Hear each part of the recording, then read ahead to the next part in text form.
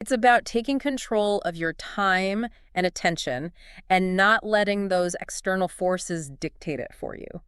And that's really the key takeaway here. Okay, I'm sold on the benefits of boredom, but I think a lot of people might be wondering, how do we actually design our lives around it, to encourage more of it?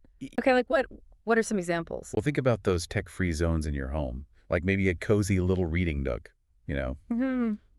or a dedicated art space, or even just a quiet corner with a comfy chair where you can sit and think without that urge to grab your phone, It's about making those choices that support our creative goals. rather than just getting caught up in the digital world. And this idea also goes beyond just our physical space. It's about structuring our time. The article talks about this technique called time boxing, which I have found to be very effective. Okay, I'm intrigued. What's time boxing? So basically, you're scheduling blocks of time Oh, for certain activities, and you can actually include boredom in there. so you would have like an hour for work and then 30 minutes of boredom. That's the idea. Time for going for a walk, listening to music, daydreaming, whatever helps you disconnect. So we're not just leaving those mental breaks up to chance, we're actually scheduling them in. It's about taking control of your time and attention and not letting those external forces dictate it for you. And that's really the key takeaway here.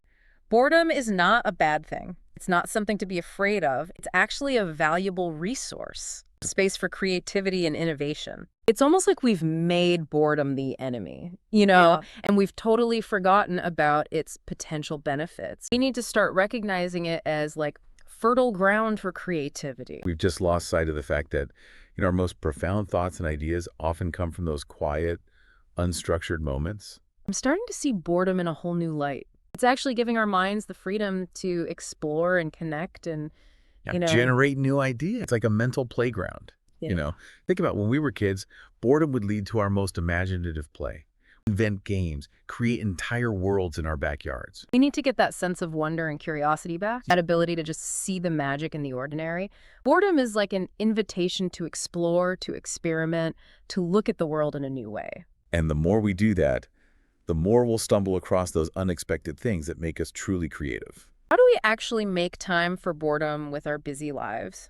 And how do we actually convince ourselves that it's not a waste of time? And I think it starts with a change in mindset. We need to go from seeing boredom as the enemy to seeing it as an ally. So, like, when we have a few minutes and we're bored, we shouldn't feel guilty about it. We should actually see it as a chance to recharge and be creative. And, as for making time, it's all about priorities, right? We make time for work, we make time for exercise, we make time to hang out with people. Why not make time for boredom?